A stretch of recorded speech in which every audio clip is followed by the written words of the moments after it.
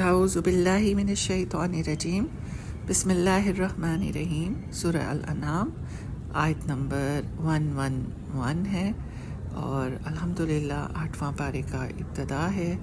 اللہ تعالیٰ فرما رہے ہیں، اور اگر واقعی ہم ان کی طرف فرشتے اتار دیتے اور ان سے مردے گفتگو کرتے اور ہم ہر چیز ان کے پاس سامنے لا جمع کرتے تو بھی وہ ایسے نہ تھے کہ ایمان لے آتے، مگر یہ کہ اللہ چاہے، اور لیکن ان کے اکثر جہالت برتتے ہیں۔ یہاں دیکھیے کہ فرمایا ہے کہ اگر ہم نازل کر دیتے ان پر فرشتے اور ان سے کلام کرنے لگتے مردے، اور ہم اکٹھا کر دیتے ان کے سامنے تمام موجودات کو، تب بھی یہ لوگ ہرگز ایمان نہ لاتے، چونکہ مشرکین بار بار مطالبہ کرتے تھے کہ ہمارے پاس فرشتے آ کر کیوں نہیں بتاتے، اور کیا نہیں بتاتے کہ آپ صلی اللہ علیہ وسلم سچے نبی ہیں اللہ کے، ٹھیک ہے، یہ ہمیں کیوں نہیں آ کے فرشتے بتاتے۔ دوسرا مفہوم یہ بیان ہوا ہے کہ اگر ہم ان کی طلب کی ہوئی ساری نشانیاں ان کے سامنے پیش کر دیں، ہر چیز جمع ہو کر گروہ در گروہ یہ گواہی دے کہ پیغمبروں کا سلسلہ برحق ہے، یہ جتنے پیغمبر آئے ہیں اللہ تعالیٰ نے بھیجے ہیں، سارے ان کے مطالبات پورے ہونے کے باوجود یہ ایمان لانے والے نہیں ہیں۔ بیان السبحان سے آ رہا ہے، اللہ تعالیٰ نے ان کی تمام لغویات اور خرافات کا استحصال کر دیا، یعنی ان کی جتنی فضولیات ہیں نا ان کا رد کر دیا، کہ اگر ان کے پاس، اس آیت کے اندر اللہ تعالیٰ نے رد کر دیا کہ اگر ان کے پاس فرشتے بھی اتر کر آ جائیں، مردے بھی ان سے باتیں کرنے لگیں، ان کی آنکھوں کے سامنے تمام مری ہوئی چیزیں اکٹھی ہو کر آ جائیں، یہ جیسے کہ آیا وَحَشَرْنَا عَلَيْهِمْ كُلَّ شَيْءٍ قُبُلًا، اگر ان کے پاس گزشتہ تمام امتیں جوک در جوک بھی آ جائیں اور آ کر نبی اکرم صلی اللہ علیہ وسلم کی رسالت کی گواہی دے دیں، تب بھی یہ ایمان نہیں لانے والے۔ ہاں، اگر اللہ تعالیٰ کی مشیت ہی ان کے مومن ہونے کی ہو تو پھر الگ بات ہے، لیکن زیادہ ان میں جاہل لوگ ہیں۔ یہ جب میں جملہ پڑھ رہی تھی، یہ جو اللہ تعالیٰ نے فرمایا ہے کہ ان یشاء اللہ، ٹھیک ہے، کہ اللہ ان یشاء اللہ، کہ اگر اللہ چاہے تو اللہ تعالیٰ ان کو دے سکتا ہے کیا، کہ یہ مان جائیں، ان کو توفیق مل سکتی ہے۔ تو اس چیز نے بہت زیادہ مجھے اس کی طرف میں اٹریکٹ ہوئی ہوں کہ ہم اکثر یہ باتیں کرتے ہیں نا قدر کے حساب سے کہ جی پہلے لکھا ہوا ہے اور یہ سب کچھ مطلب اللہ تعالیٰ جانتے ہیں، اللہ کے علم میں کرتا انسان اپنی مرضی سے ہے، لیکن اپنی مرضی کے اوپر بھی ایک اللہ تعالیٰ ہے نا، تو اللہ تعالیٰ چاہیں تو کسی کو بھی بدل سکتے ہیں، اس لیے اس بحث میں تو پڑھنا ہی نہیں چاہیے کبھی بھی، یہ دیکھنا چاہیے کہ وائی ناٹ می، کہ مجھے کیوں نہیں توفیق ہو رہی، یہ سب سے امپورٹنٹ چیز ہے، ورنہ وہی بات ہوگی کہ جیسے جس نے نہیں ماننا نا وہ کہے گا ہاں جی یہ تو میری قسمت میں ہی نہیں لکھا تھا، ٹھیک ہے، میری قدر میں ہی نہیں لکھا تھا، تو وہی سب باتیں ہوں گی، جبکہ سوچنا یہ چاہیے کہ اگر اللہ تعالیٰ نے بھی لکھا ہوا ہے تو میں سٹرائیو تو کروں، کوشش تو کروں کہ اللہ کے میں قریب ہو جاؤں، اس میں کیوں یہ اپنا گیو اپ کر کے سب کچھ چھوڑ کے بیٹھ جاتا ہے انسان کہ نہیں ٹھیک ہے جی میں تو پھر ایسے ہی ہوں، تو یہ تو پھر گناہ پر گناہ، گناہ پر گناہ کو دعوت دینے والی بات ہے۔ فرمایا اگر ان کے سارے مطالبات پورے کر دیے جائیں تب بھی یہ لوگ ضد اور عناد کی وجہ سے حق کو ماننے والے نہیں ہیں، یہ جہالت پر کمر بستہ ہیں، اس لیے یہ ایمان نہیں لائیں گے۔ ہاں، مشیت خداوندی ہو ان کے مومن ہونے کی تو دوسری بات ہے، اللہ تعالیٰ کی یہ سنت نہیں ہے کہ لوگوں کو زبردستی مسلمان بنایا جائے، یہ بات ہے کہ جب خواہش ہی نہیں ہے دل میں، تڑپ ہی نہیں ہے، تو پھر حصول کیسے ہوگا کسی چیز کا؟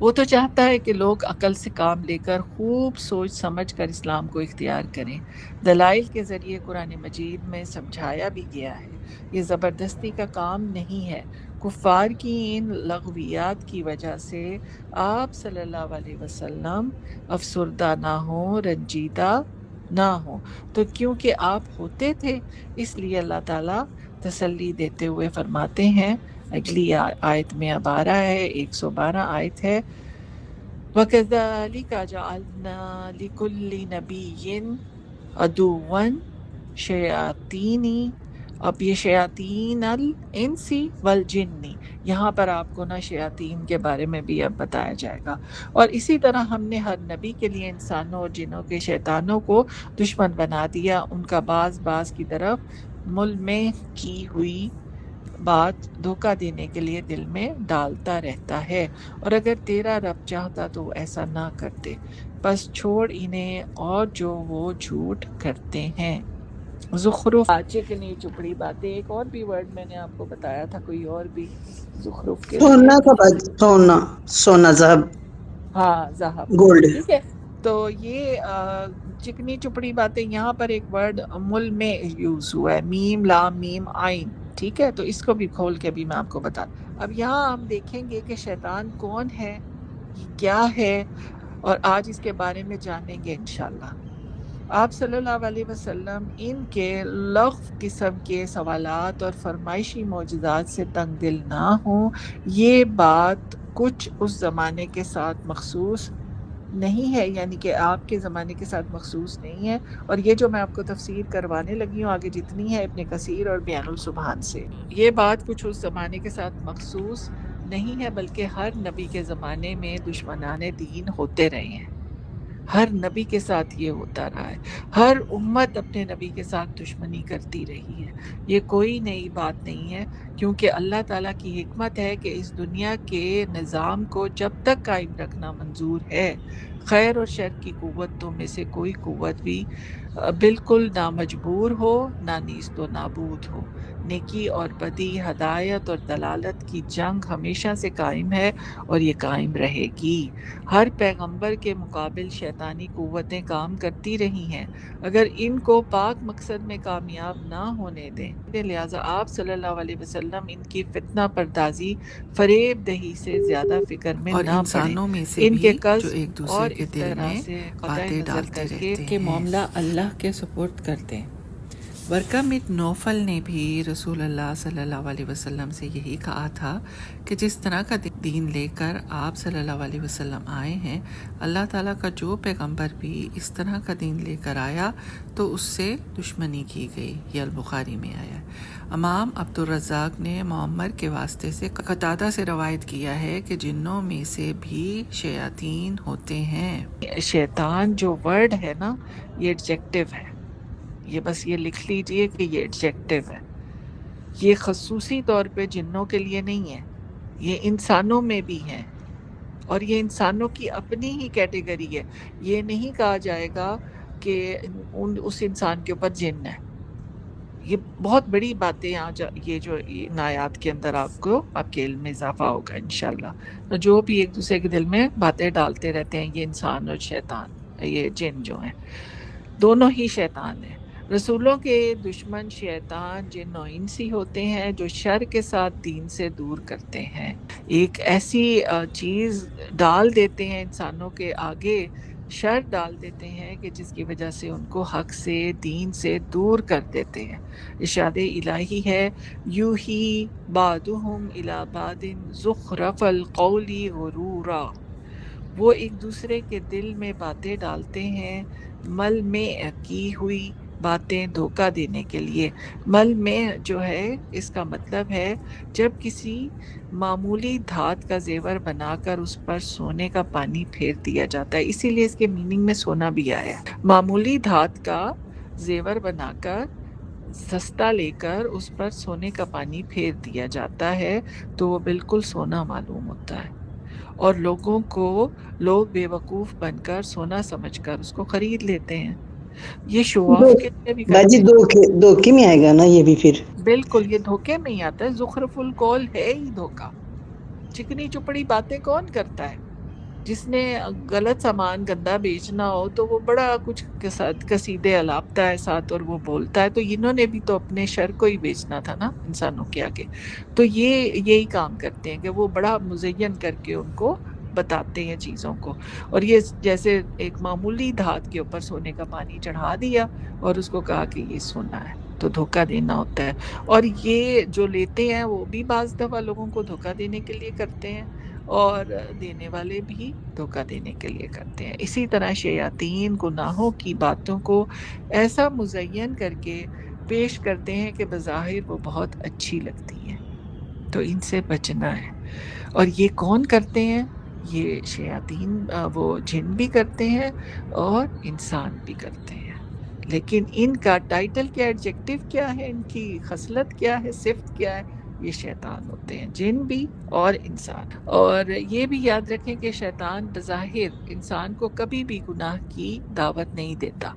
سامنے آ کر کبھی بھی انسان کو شیطان جو ہے وہ مجبور نہیں کرتا گناہ کے اوپر.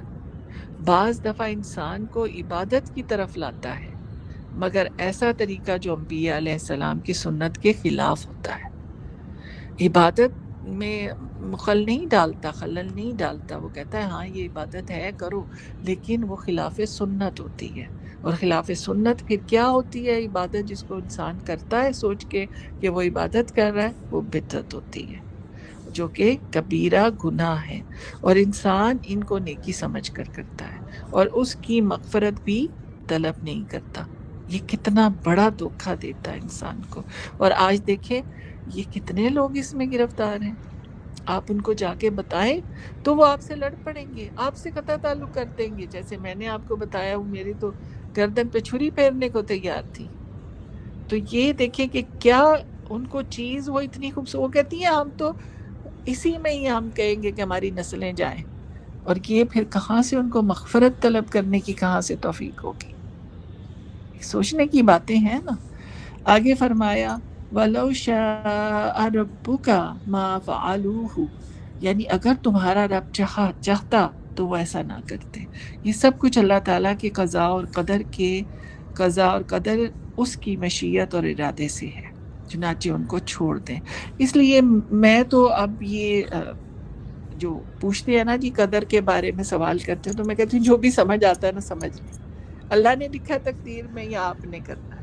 اگر آپ نہیں کر رہے تو سوچیں کہ آپ کیوں نہیں کر رہے، اور اگر اللہ یہ چاہتا ہے کہ آپ نہ کریں تو کیوں چاہتا ہے آپ کریں نا کوشش. تو میرے خیال سے اب یہی بہترین جواب. چنانچہ ان کو چھوڑ دیں، وہ افطرا کرتے اور جھوٹ بولتے ہیں. اللہ تعالیٰ کی ذات پر بھروسہ کریں، ان کے مقابلے میں اللہ تعالیٰ ہی کافی ہے. وہ آپ صلی اللہ علیہ وسلم کا حامی و ناصر ہے، آپ کا مددگار ہے، آپ کی حمایت کرنے والا ہے، اور وہ اللہ ہے.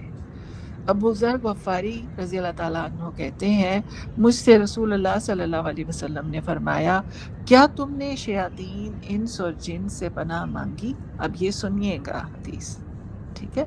اور یہ عبدالرزاق احمد بن مردویہ ابن جریر ابن ابی حاتم سے ہے، اور یہ طبری میں آئی. تو آپ نے ان سے پوچھا، ابو ذر غفاری کہتے ہیں کہ مجھ سے رسول اللہ صلی اللہ علیہ وسلم نے فرمایا کیا تم نے شیاطین انس اور جن سے پناہ مانگی؟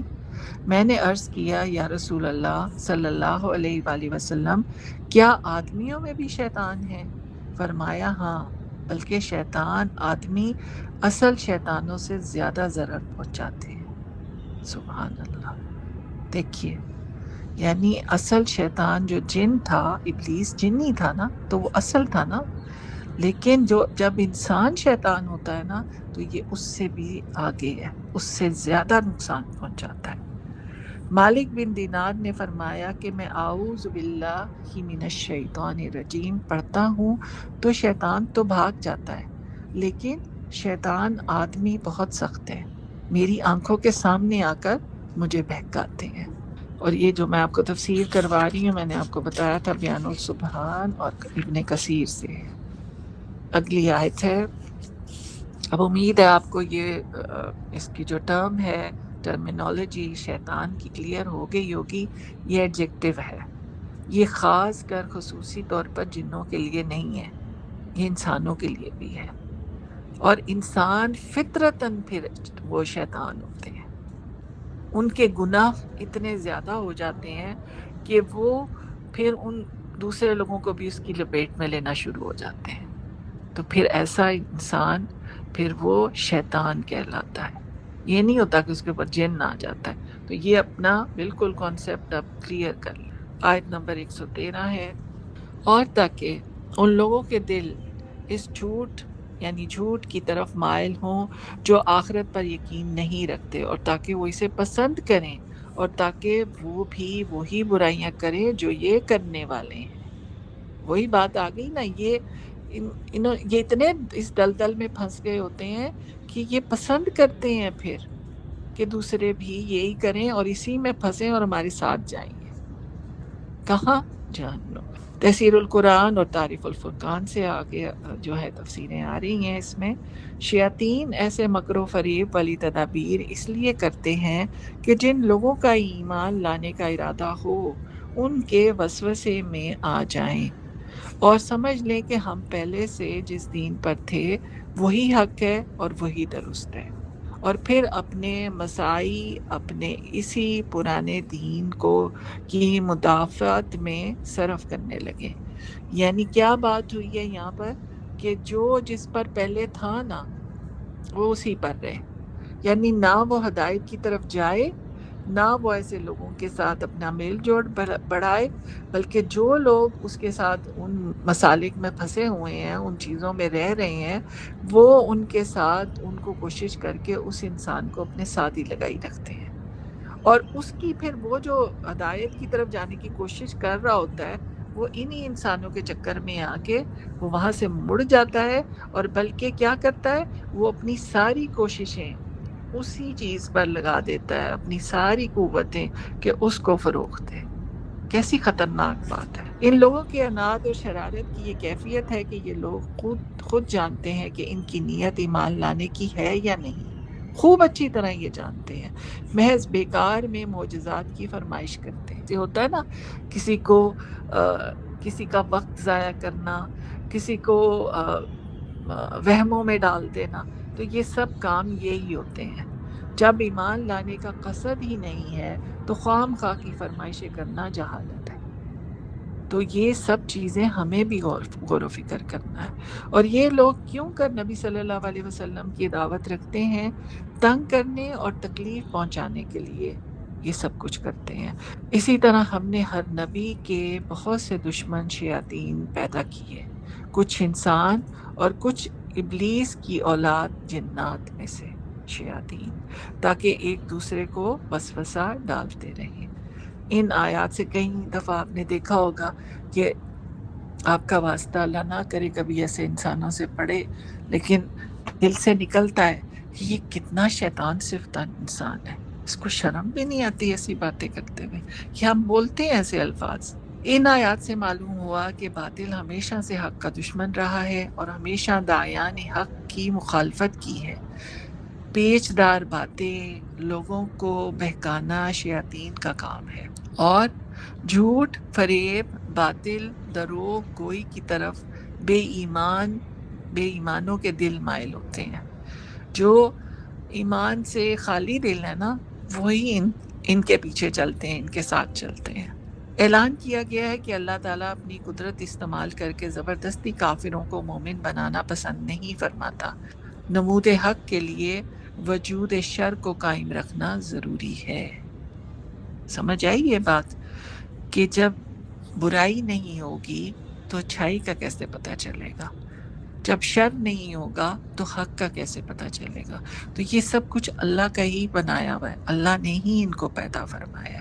تو اسی لیے ایک دعا ہے وہ ہمیشہ آپ لوگ مانگا کریں کہ اللہ تعالیٰ مجھے ہر طرح کے شر سے جس کو تو نے پیدا فرمایا ہے اس سے مجھے دور رکھ، اور مجھے لوگوں کے شر سے بھی بچا، اور مجھے اپنے ذات کے شر سے بھی اپنی پناہ میں رکھ، کیونکہ یہ اپنی ذات ہی تو ہوتی ہے جو لے جاتی ہے، بہکا دیتی ہے۔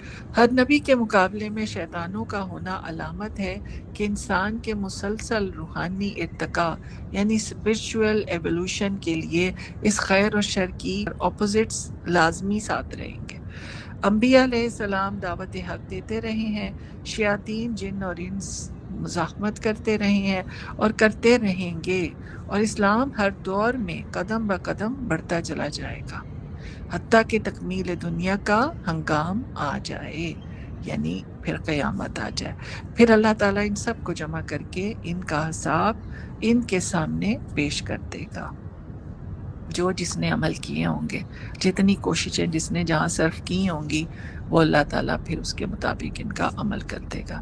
آیت 114 ہے، تو کیا میں اللہ کے سوا کوئی اور منصف تلاش کروں، حالانکہ اسی نے تمہاری طرف یہ کتاب مفصل نازل کی ہے، اور وہ لوگ جنہیں ہم نے کتاب دی ہے وہ جانتے ہیں کہ یقیناً یہ تیرے رب کی طرف سے حق کے ساتھ نازل کی ہوئی ہے، پس تو ہرگز شک کرنے والوں میں سے نہ ہو۔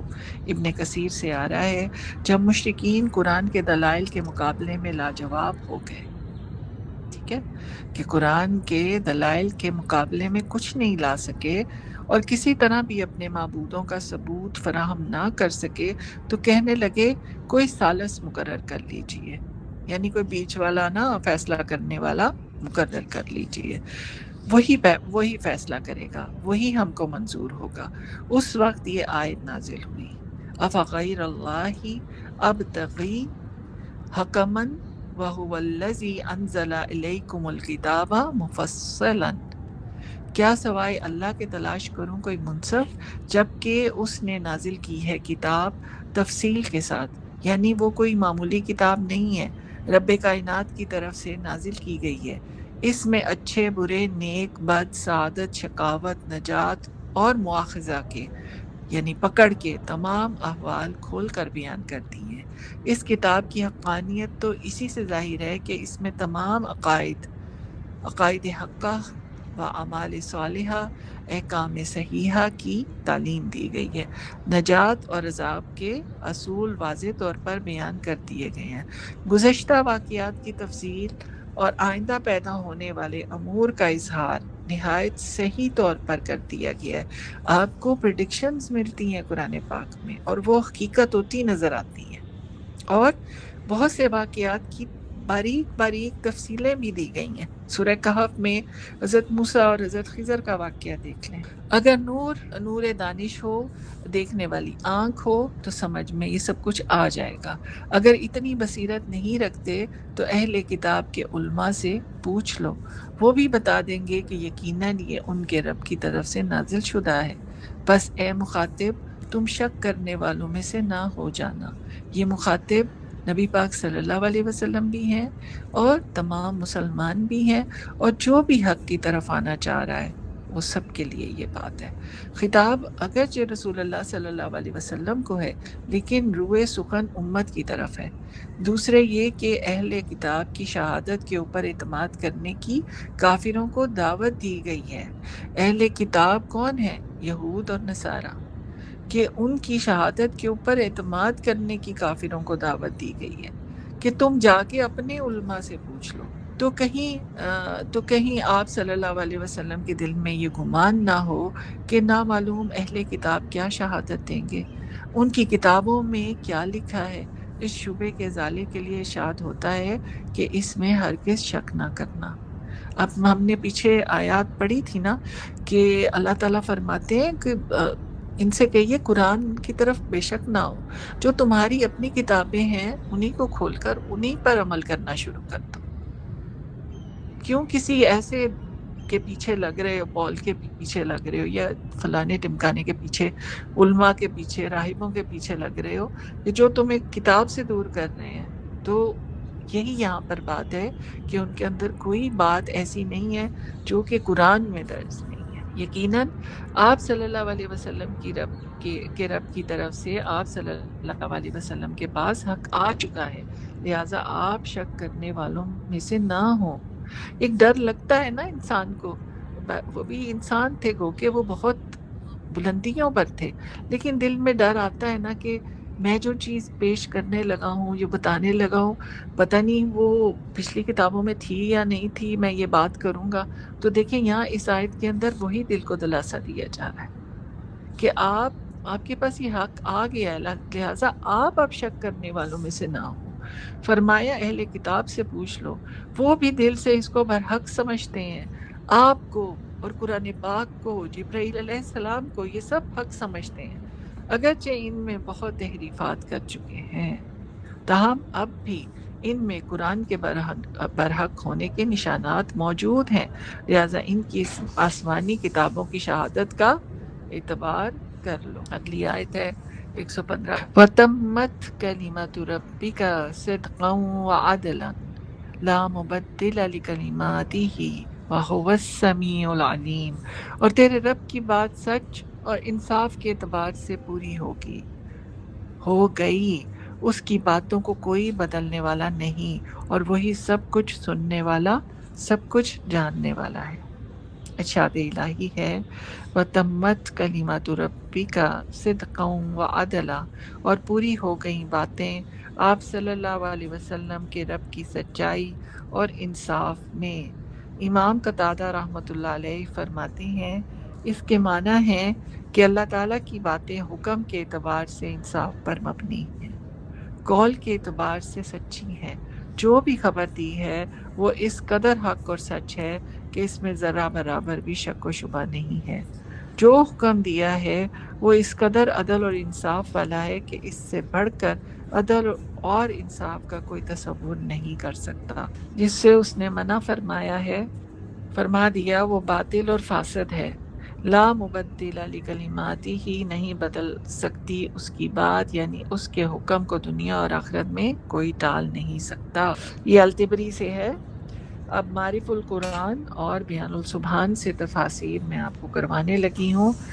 وَهُوَ السَّمِيعُ الْعَلِيمُ، اور وہ سنتا اور علم رکھتا ہے، یعنی وہ اپنے بندوں کے تمام اقوال کو بہت اچھی طرح سنتا ہے، جانتا ہے، اور ان کی تمام حرکات اور سکنات کا پوری طرح علم رکھتا ہے، پھر انہی اقوال اور اعمال کے مطابق جیسے جیسے جس کے اعمال ہوں گے وہ جزا دے گا یا سزا دے گا۔ اب اس کو پوائنٹ وائز ہم دیکھ لیتے ہیں۔ اس میں نمبر 1 پوائنٹ پہ آ رہا ہے، کوئی نہیں بدلنے والا اللہ تعالیٰ کے کلمات کو، اور یہ معرف القرآن سے ہے۔ اس کے بدلنے کی ایک صورت تو یہ ہے کہ کوئی اس کو غلط ثابت کرے، ٹھیک ہے، بدلی کو چیز تب جاتی ہے نا کہ اس کو کوئی غلط ثابت کر دے، اس لیے بدلا جائے، یا کوئی دشمن زبردستی اس کو بدل ڈالے۔ اللہ تعالیٰ کا کلام ان سب چیزوں سے بالا تر اور پاک ہے۔ رہتی دنیا تک قرآن پاک کی حفاظت کا ذمہ اللہ تعالیٰ نے خود لیا ہوا ہے۔ اگلا پوائنٹ ہے، سیکنڈ ہے، اللہ تعالیٰ نے خود فرمایا، وہی بات آ گئی، اِنَّا نَحْنُ نَزَّلْنَا الذِّكْرَ وَإِنَّا لَهُ لَحَافِظُونَ، بے شک ہم نے نازل کیا قرآن کو اور ہم ہی اس کی حفاظت کرنے والے ہیں۔ پھر کس کی مجال ہے کہ اللہ کی حفاظت کو توڑ کر اس میں کوئی تغیر اور تبدل کر سکے، اور ہر قرن، ہر زمانے میں قرآن کے مخالف اس کے ماننے والوں کی نسبت تعداد میں بھی زیادہ رہے ہیں، قوت میں بھی، مگر کسی کی مجال نہیں ہو سکی کہ قرآن کے ایک زبر اور زیر میں فرق پیدا کر سکے۔ پہلا جو پوائنٹ تھا وہ یہ تھا کہ کوئی غلطی ہو تو بدلے نا کوئی، اور دوسرا پوائنٹ یہ ہے کہ کر ہی نہیں سکتے چینج، ٹھیک ہے، اللہ تعالیٰ ہی حفاظت فرمانے والے ہیں۔ تھرڈ پوائنٹ آ رہا ہے کہ تیسری یہ صورت بھی ہو سکتی تھی کہ اللہ تعالیٰ خود منسوخ کر کے بدلتے، اسی لیے عبداللہ بن عباس رضی اللہ تعالیٰ عنہ نے فرمایا، اس آیت میں اسی کی طرف اشارہ ہے کہ نبی اکرم صلی اللہ علیہ وسلم آخری پیغمبر اور قرآن مجید آخری کتاب ہے، اس کے بعد نسخ کا کوئی احتمال نہیں، جیسا کہ قرآن کریم کی دوسری آیت میں یہ مضمون اور بھی زیادہ وضاحت کے ساتھ آیا ہے۔ آخر میں فرمایا، اللہ جل شانہ تمام گفتگو جو لوگ کر رہے ہیں اسے سنتے ہیں، اور جو کر رہے ہیں سب کے حالات اور اسرار سے واقف ہیں، اور ہر ایک کو اس کے عمل کا اس کے مطابق بدلہ ملے گا۔ آگے بیان السبحان سے آ رہے ہیں پوائنٹ۔ نمبر 1 آ رہا ہے کہ شرعی احکام اور وعدہ و وعید مراد ہے یہاں پر۔ سیکنڈ ہے، حضرت انس رضی اللہ تعالیٰ فرماتے ہیں کہ اس سے لا الہ الا اللہ مراد ہے۔ اور بخاری و ابن مرودیہ مرفوعاً جو ہے نا وہ یہ بات وہاں سے بھی آئی ہے۔ تھرڈ، اس سے مراد قرآن کریم ہے کہ قرآن پاک سچائی اور عدل کے لحاظ سے کامل ہے، دوسری کہ آسمانی کتابوں کی طرح تحریف سے مبرہ ہے، یعنی یہ پاک ہے، اس میں تحریف نہیں ہو سکتی، کوئی اس کی تحریف اور تغیر پر قادر نہ ہوگا، یہ ہمیشہ محفوظ رہے گا، قابل توجہ۔ یہ بات ہے کہ کتاب الہی کے دو حصے ہوتے ہیں، اس کے جو دو حصے ہیں وہ کون کون سے ہیں؟ جس میں گزشتہ لوگوں کے واقعات، آئندہ کے حالات، جنت، دوزخ، حساب کتاب کی تشریح اور اللہ تعالیٰ کی ذات اور صفات کی توضیح ہوتی ہے۔ اس حصے کا کمال درجہ یہ ہے کہ کل اخبارات ماضیہ یعنی پاسٹ کی جتنے بھی واقعات ہیں، خبریں ہیں، اور واقعات آئندہ یعنی فیوچر میں ہونے والی جو باتیں ہیں ان کی سچی پیشن گوئیاں ہوتی ہیں۔ اور سیکنڈ اس کا جو پوائنٹ ہے کہ کتاب الہی کے دو حصے ہیں، تو سیکنڈ حصہ کیا ہے؟ دوسرا حصہ وہ ہے جس میں احکام روحانی، جسمانی، سیاسی، قانونی، اصلاحی اور تمدنی ہوتے ہیں، یعنی آپ کی پوری زندگی گزارنے کے اس میں احکام ہوتے ہیں۔ اس حصے کا کمال درجہ یہ ہے کہ افراط اور تفریط سے محفوظ، کمی اور بیشی سے پاک، عدل پر مبنی ہو۔ قرآن دونوں حصوں کے اعتبار سے کامل ہے، بلحاظ سچائی اور بلحاظ عدل درجہ کمال کو پہنچا ہوا ہے۔ یہاں تک رکھتے ہیں، اور اس کے عدل اور اللہ تعالیٰ کے عدل اور اللہ تعالیٰ کے درجہ کمال کو جو چیز پہنچاتی ہے نا، اگر آپ اور اس پر بھی مزید فرمائیں تو بہت اچھی بات ہے کہ اللہ تعالیٰ نے ایک انسانوں کے اوپر اپنے کلام کو اتارا، اور آخری کلام بھی نبی پاک صلی اللہ علیہ وسلم پر اتارا جو بشر تھے، جو انہوں نے خود کہا کہ میں انسان ہوں، ٹھیک ہے۔ اور پھر اس کے بعد دیکھیے کہ ایک بشری جو تقاضے ہوتے ہیں نا، ان کو بھی اللہ کے عدل نے ملحوظ خاطر رکھا ہوا ہے۔ وہ کیسے؟ آپ دیکھ لیں کہ یہ چھوٹی چھوٹی ڈیٹیلز اللہ تعالیٰ ان آیات کے اندر بتا رہے ہیں، ان آیات کو آپ نے گو تھرو دوبارہ کرنا ہے۔ جیسے کہ ابھی دیکھیں پیچھے، مطلب ہم کہتے ہیں کہ یہ کوئی ہم کسی دوست کو بات سمجھا رہے ہیں، مطلب یہ اتنی باتیں، معمولی معمولی باتیں بھی باریکی کے ساتھ بتائی ہیں اللہ تعالیٰ نے، کہ جو جیسے لگتا ہے کہ ایسے سامنے بیٹھ کے ہم باتیں کر رہے ہیں۔ تو اللہ کو کیا ضرورت تھی؟ یہی تو اللہ کا عدل ہے، یہی تو اللہ کا انصاف ہے کہ وہ اگر اپنا وہ حکم دیتا اوپر بیٹھ کر عرش پر، تو وہ یہ جیسے ہم چونٹیوں کیڑے مکوڑوں کی طرح ہیں، میں تو یہی کہوں گی، ہمیں اشرف اس نے بنا دیا، تو کیسے ممکن تھا کہ کوئی کر لیتا؟ جو احکامات نازل فرمائے وہ بھی انسانی قوت کے حساب سے ہی، اور جس پر نازل فرمائے وہ بھی انسانی، اور پھر جس سے وہ کروا کے دکھائے وہ بھی انسانی تھا۔ تو ساری چیزیں انسانوں کے لیے، طریقہ بھی آیات کو اتارنے کا وہ بھی انسانوں کی اس لیول کے مطابق۔ وہی تو اللہ تعالیٰ دیکھیں نا، جنت کا ذکر کرتے ہیں تو کیا فرماتے ہیں کہ ملتی متشابہات تمہیں وہاں ملیں گی۔ کیوں یہاں پر تھوڑا سا ہمیں ان کو دکھا دیا ہے؟ اس لیے کہ وہاں جا کے غیر مانوس نہ ہمیں لگے، لیکن وہ جیسی ہیں وہاں تک ہم پہنچ بھی نہیں سکتے۔ یہ اللہ کا عدل ہے، یہ اللہ تعالیٰ کی رحمتیں ہیں کہ وہ اتنے بڑے ہونے کے باوجود، جن کو دیکھنا ناممکن ہے، ہم نہیں دیکھ سکتے اس آنکھ سے، وہ اتنی ہم پر مہربانیاں کرتے ہیں، ہمیں اکیلا نہیں چھوڑتے۔ ہم چاہیں تو خود اپنے آپ کو کہیں کہ جی میں اکیلی ہوں، میرا تو کوئی نہیں ہے، ہاں، نہیں تو اللہ تعالیٰ نے کسی کو بھی نہیں اکیلا چھوڑا، وہ ہمیشہ ہر ایک کے ساتھ ہے۔ اور جو سب سے اکیلا ہو گیا نا دنیا میں جس کو اکیلا چھوڑ دیا گیا، اس کا تو پھر سب سے زیادہ اللہ ہی ہے، اس کے ساتھ تو اللہ ہی ہے۔